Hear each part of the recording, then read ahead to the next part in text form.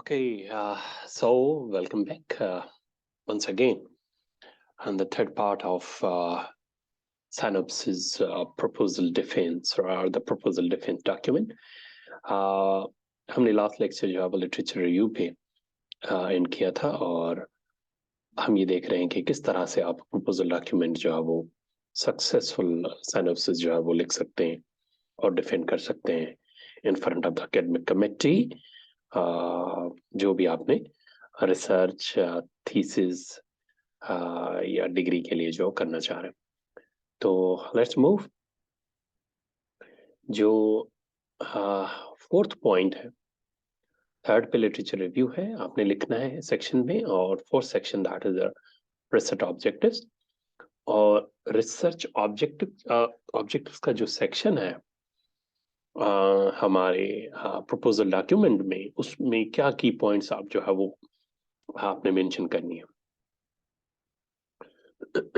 Sorry, so one point is the purpose of the research, यानी जो भी object questions आप बनाते हैं उसमें आप या रिसर्च के एमसेट ऑब्जेक्टिव उसमें आप क्लियरली बताते हैं कि इस रिसर्च का मकसद क्या है, किस काम किस पर्पस के लिए आप जो है वो ये रिसर्च कर रहे हैं, कहाँ पे जरूरत है इस रिसर्च की, जिसकी वजह से आप जो है वो इस डोमेन या एरिया को आपने चूज किया है और इस रिसर्च प्रोजेक्ट को आप करना चाहते हैं।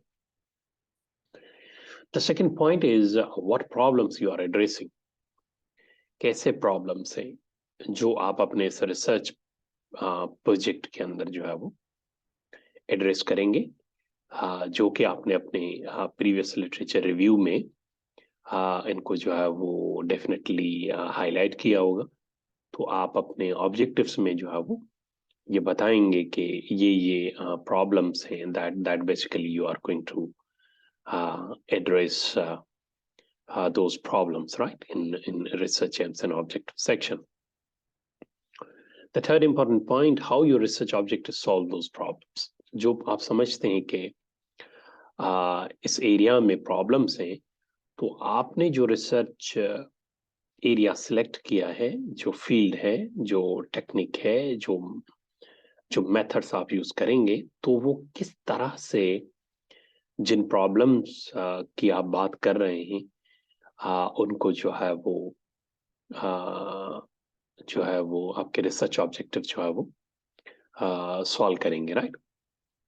तो ये की पॉइंट्स हैं जब भी आप अपना प्रपोजल डॉक्यूमेंट लिख रहे होंगे, तो उसमें इनका तो आपने इनकी पॉइंट्स को आपने राइटिंग में लाना है या उनको जो है वो शामिल करना है। सो नॉर्मली रिसर्च ऑब्जेक्टिव में के जो है वो हम रिसर्च क्वेश्चंस भी लिखते हैं। तो रिसर्च क्वेश्चंस की भी एक सेक्शन जो है वो हेडिंग बनती है थीसिस में। दैट डिपेंड्स आपकी यूनिवर्सिटी या कॉलेज जो है वो क्या फॉर्मेट जो है वो फॉलो कर रही है।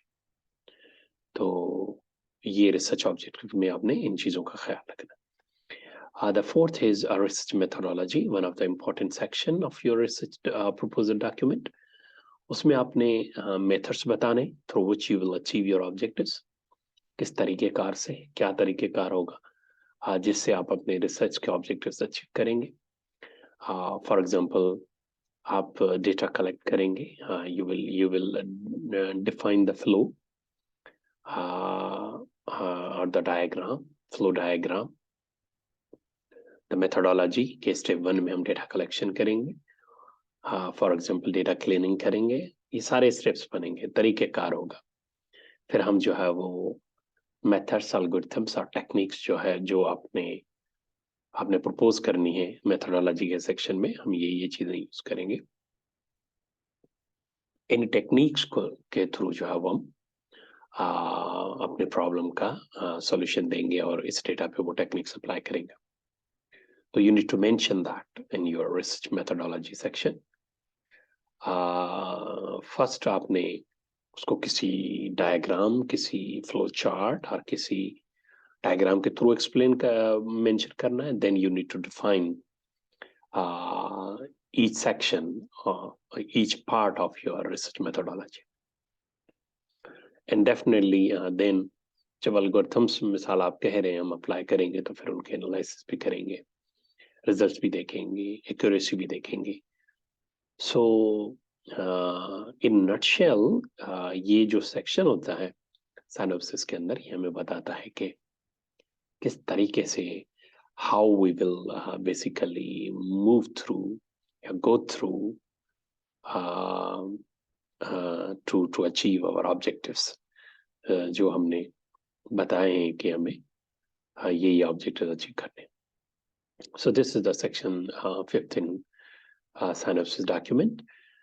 Then 6 is references. आप references की heading देते हैं और उसमें जितने भी introduction section में literature review में आपने जितने भी पेपर हैं उनको साइट करना है, और साइट करने के बाद आखिर में रेफरेंसेस की आप जो है वो एक साइटेशंस की लिस्ट बनाते हैं जितने भी आपने प्रपोजल में या साइनॉप्सिस में उन साइटेशंस या रेफरेंसेस को यूज किया है. मिसाल के तौर पे आपने 30 40 या फॉर एग्जांपल 50 व्हाटसोएवर जितना भी यूज किया तो उसको हम मेंशन करेंगे. The seventh one, that is last point, that is basically conclusion. So you basically briefly describe your research project. Conclusion में आप बता देते हैं कि ये मेरा रिसर्च प्रोजेक्ट है और ये क्यों ज़रूरी है, दूसरा सवाल, और तीसरा सवाल इसमें मैं समझता हूँ कि ये लिमिटेशंस है. तो ये 7 बहुत इम्पोर्टेंट पॉइंट्स हैं जो एक प्रपोजल या सिनॉप्सिस डॉक्यूमेंट लिखने में अगर आप इनको केयरफुली समझ के और शामिल करेंगे तो मैं समझता हूँ कि आप एक सक्सेसफुल जो है वो डिफेंस दे सकते हैं. बाकी इस रेफरेंसेस और reference citations, reference download, reference कैसे डाउनलोड रेफरेंसेस होते हैं, इसकी वीडियोस आपको मेरी इस रिसर्च की प्लेलिस्ट में मिल जाएंगी. फर्दर डिटेल आप जो है उसमें देख सकते हैं.